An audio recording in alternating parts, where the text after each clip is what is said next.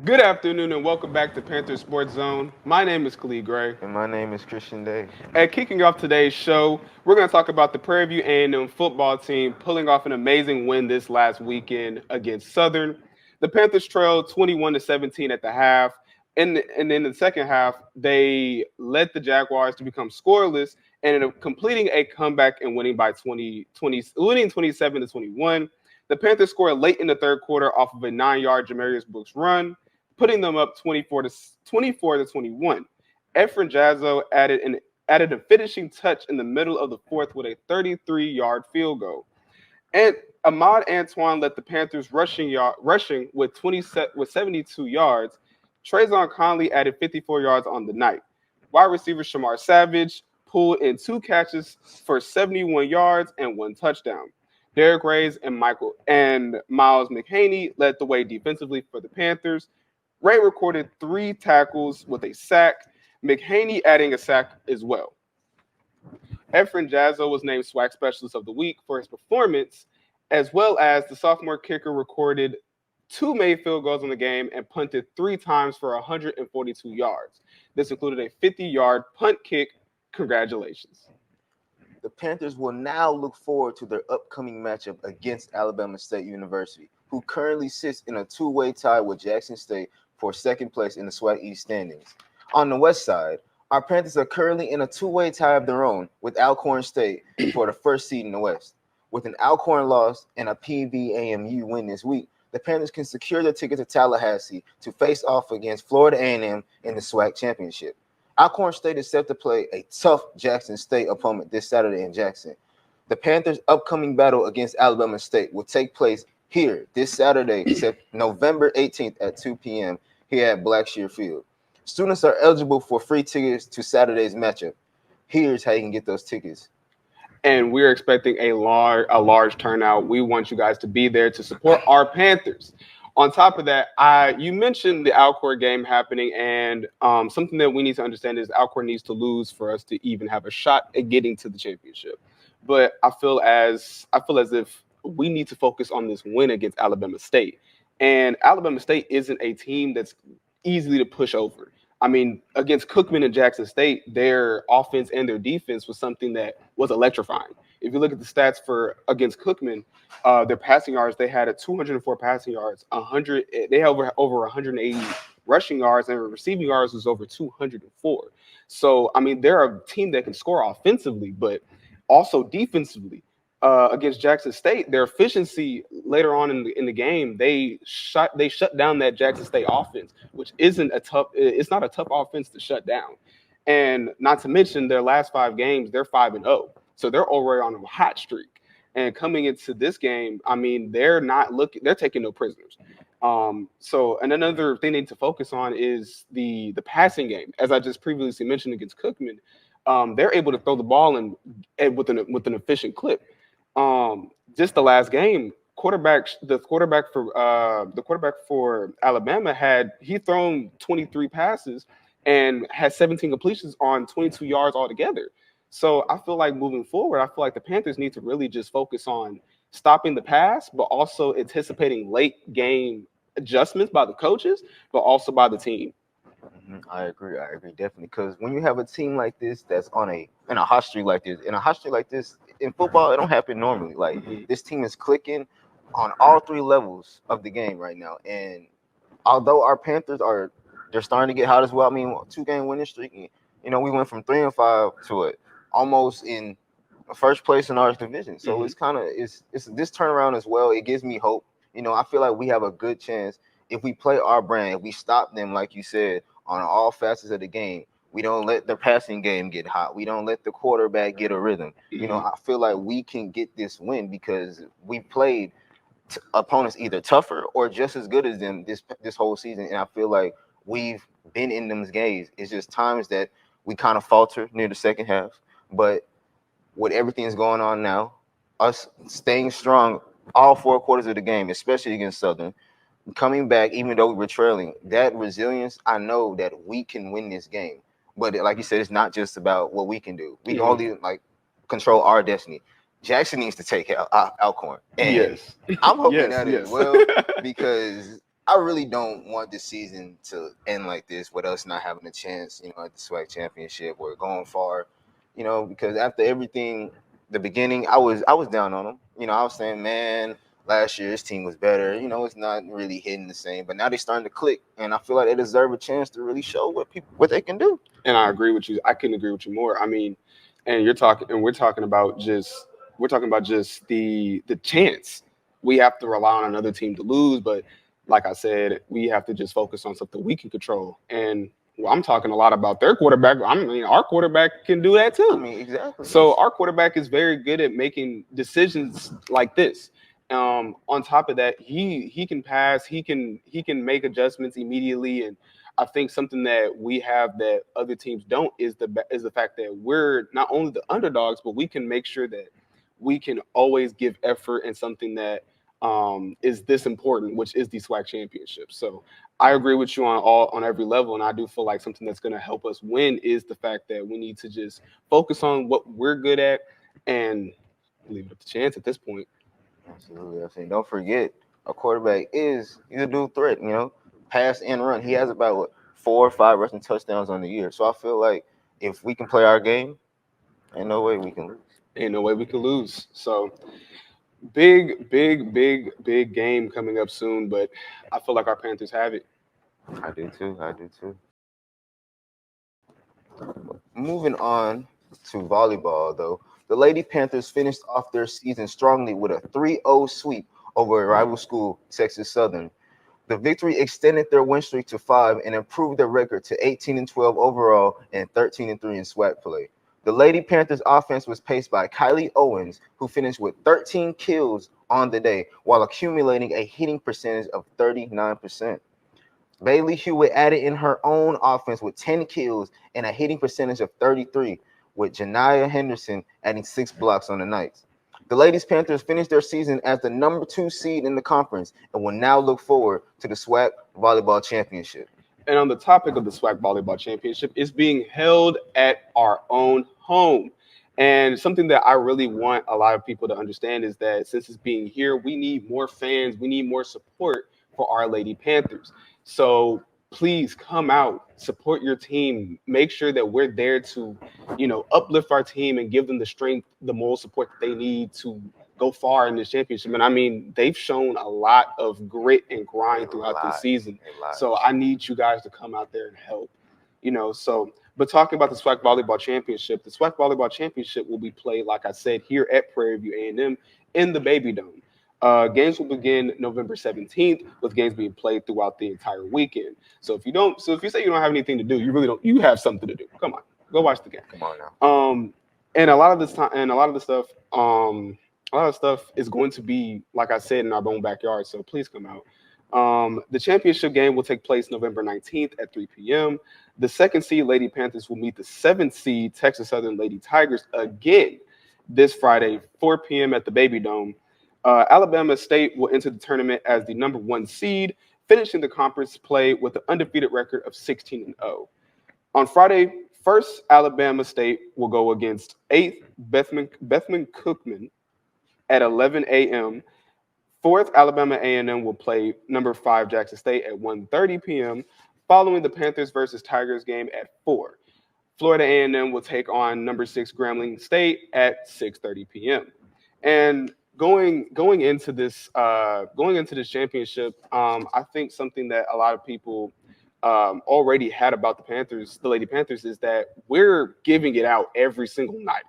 You're looking at the kills on the night and the accuracy of how many times they're able to do it. I mean, they're giving accurate effort, not just any effort, because you can go out there and just do anything and not do anything accurately, but they're giving consistent effort, and I feel like that's something that, like we previously mentioned, is going to get them pretty far in the championship. Yes. Coming out with a 100% effort every game, everybody doing their part is exactly the winning formula.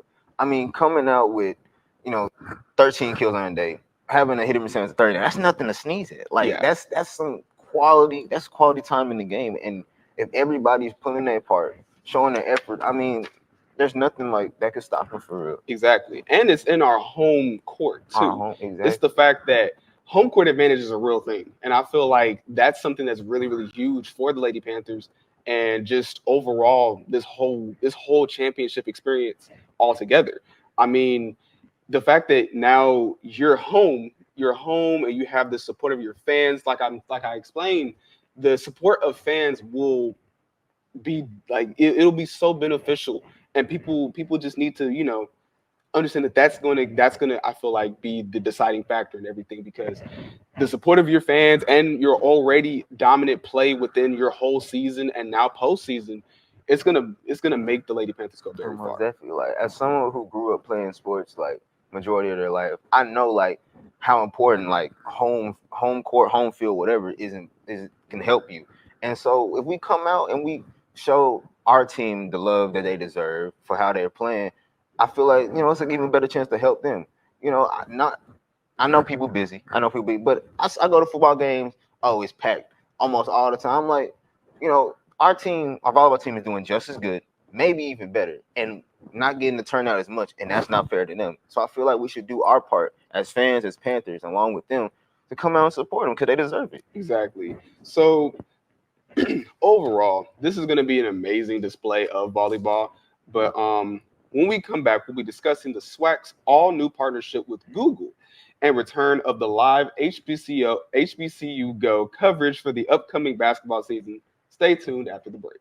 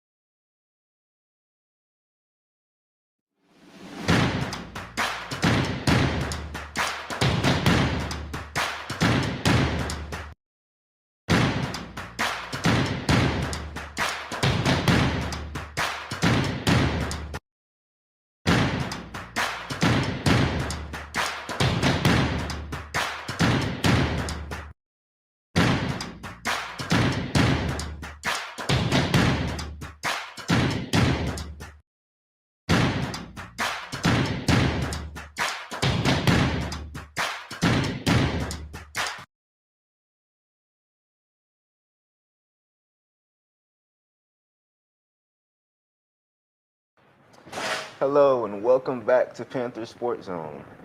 Continue on with today's show. The SWAC announced that its new partnership with Google last week.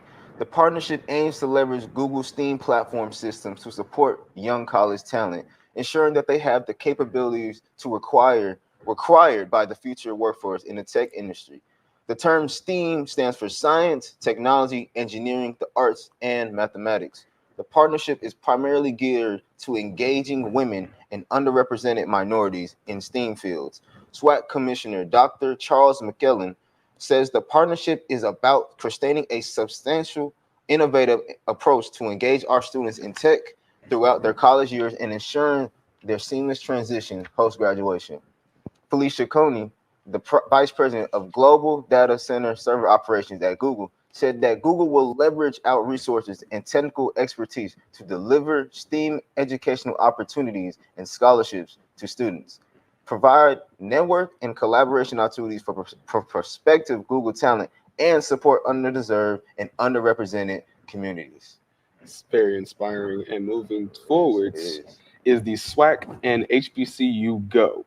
In other partnership news, however, we have the SWAC and HBCU Go release their coverage schedule for the upcoming basketball season. HBCU Go is a sports media provider dedicated to amplifying the voices and talents of HBCU students across the country. Southern will lead this way this year, featured in 3 primetime games over the course of the season. Our men's and women's basketball team will not be featured in games this season, despite being featured multiple times last year. Last year, the Panthers men and women's basketball teams were a part of HBCU Go's primetime coverage three times. And something that saddens me is the fact that you know we're not going to be on there, man. Yes, That's yes. something that I don't know for somebody that's an avid college sports watcher. That is kind of upsetting to see that we will not be on there. And even with other means to watch it like ESPN Plus, seeing that we won't be on it is something that is kind of sad. But I do like to highlight the fact that other people are going to be on there as well. So I mean, there's claps to have all Yeah, around. it's So class, but it's still disappointing. I mean, for us to go from what 3 prime games to none, even though our team is, if not better, just as good this season. I mean, it's disappointing. But like you said, people are still getting the recognition from other HBCUs, so I can't really complain too much. yeah. Moving on with more SWAC news, though. After just 2 seasons at Southern, the Jaguars have decided to part ways with head coach Eric Dooley.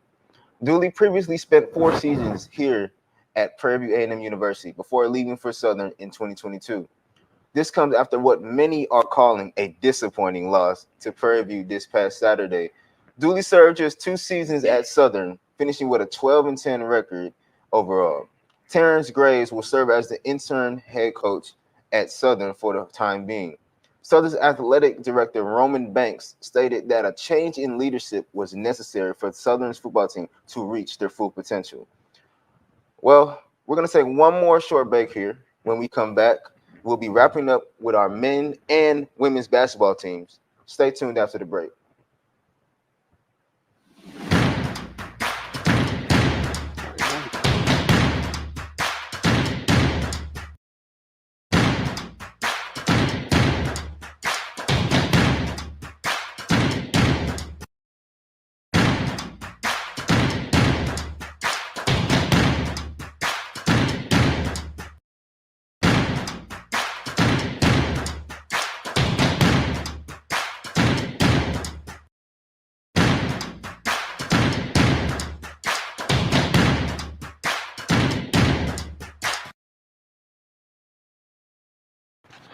And welcome back. We are back from our commercial break, and we're going to go into men's basketball. Yesterday, our men's basketball team caught the road dub against Abilene Christian University, 79-74, a very close game. The Panthers' 20% chance of winning with the game, 19 minutes remaining in it. ESPN says they were led by Andre Nunley and Chris Felix Jr., who combined for 47 points in the win. Nunley went for 22 points, 6 rebounds, 4 steals, shooting a stellar 12 from 12 from the free throw line. Felix added 25 points, 6 rebounds, as well as 7 for 13 shooting on the night. The Panthers recorded 8 steals with 5 blocks on the night as well, holding the Wildcats to just 38% shooting from the field and 26 beyond the arc. This win abruptly halts the 2 game losing streak for the Panthers, who dropped their game versus Seattle Washington last week, as well as, we're going to get into it, uh, Washington State and Seattle. But something that I wanted to mention about this game and their adjustments overall is the fact that they just need to shoot better. I feel like shooting is one of our Achilles tendons, and it will always be one of our Achilles tendons. And I have some of the stats from the other games. Their shooting percentage from Seattle. I mean, it wasn't as bad as it was for the other games, but we're still shooting as a collective 30% from the field and we're shooting 18% from the three. I think as a team we need to shoot better. And that's something that aided in us losing 60-71 against Seattle University or Seattle, and our abysmal loss against Washington State with 65-83, shooting even worse than that. On top of that, our adjustments from the last game, I mean, is just we shot better, we rebounded better, we played better defense, we gave more effort, and we made more free throws. Our free throw percentage was 97% on the last game, compared to 42% and the lower ends of averages in the last 2 games. In the last 3 games, their 2 games they lost, their percentages weren't, I would say, up to par. We're not like this as a team, but I feel like that's something that's really aiding in just us losing in these margins. So I think moving forward, I mean, it was amazing to see us win 79-74 against ACU, And seeing these adjustments just makes me happy on the inside. Yeah, for seeing them, win a game against a talented team like ACU, it does like bring some light to see, light into the tunnel, see what we can do. But like you said, those percentages, they're not good. They're not good. And I don't care how good you can rebound, defend, play make, whatever other facet of the game. You're not beating no top team shooting like that. It's impossible. Like the offense just won't not be able to keep up with a shooting like this. And I know we can do better, which is like it's kind of frustrating because I know I've seen them do better. It's just a matter of time of when.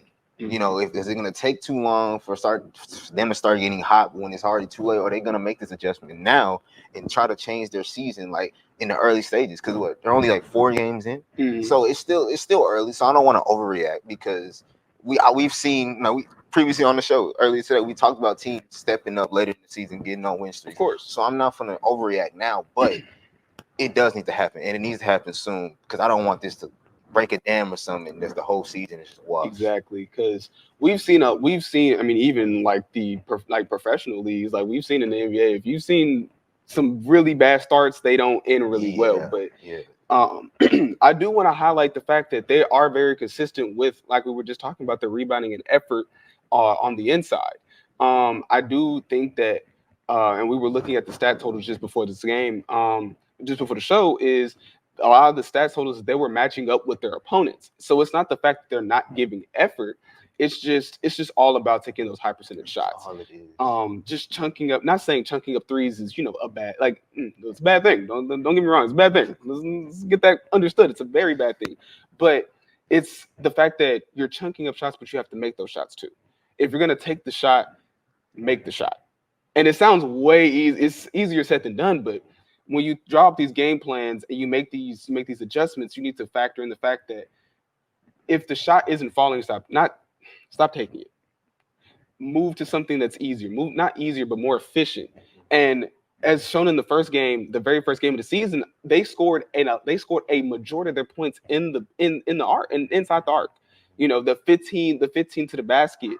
Those are the shots that we need, and those are shots that have gotten us wins in the past. So I feel like we need to not only just incorporate more of that in the game plan, but also factor in what's an efficient shot, what's not an efficient shot, readjusting and making these necessary plays that will allow us to not only not lose by 20 points, but also allow us to to have something to accompany our effort, because our effort is something that we can give out any single night. But we just need to make more shots. And make more free throws. I agree. That effort is gonna keep us in the game. I feel like for a lot of games because our effort, our rebounding, not a lot of teams like glorify that. They don't really work on that. I feel like we do, but like you said, making them adjustments. If the shot not falling, maybe try something else. Because just chucking them up, that's not gonna help. It's gonna hurt. I mean, even Steph Curry makes adjustments sometimes. He don't just throws up threes all game. He knows what works. He knows what to do in a situation. And that's just winning basketball, making adjustments in the game. It's not just about when the timeout is or the next game. It's in-game adjustments. Exactly. That's what makes or breaks these great teams. Exactly. So I'm glad that you mentioned that. But they play the Panthers will be back on the road against UT Martin at the Baptist Health Arena in Kentucky this Saturday at 12 p.m. This game continues the Panthers' lengthy road trip as their next 5 games will be on the road. Swinging over to women's basketball, though, the ladies Panthers fell short to Tulane yesterday, losing 71-46. The Panthers had an abysmal shooting night, shooting just 28% from the field and 20% from beyond the arc. Trailing 53-40 heading into the quarter, the Panthers struggling mightily in the fourth, scoring just 6 points. Tulane was on fire from downtown, though, hitting 12 three-pointers on the night and shooting a blistering 50% from three-point land. The Green Wave also got to the line 25 times last night, hitting 19 of their free throws. The Panthers will face their hardest challenge of the season yet this Sunday as they take on the 24th-ranked Washington State Cougars. That game will take place at the Baby Dome with a late tip-off schedule for 8 p.m. This game will serve as the first of a 2-game homestand before an upcoming 3-game Texas road trip. And that'll wrap up today's episode of the Panther Sports Zone. Make sure you tune in every Monday, Wednesday, and Friday at 5:30 p.m. for more episodes. Thanks again for watching. My name is Khalid Gray. And of course, I'm Christian Day. You guys have a nice day.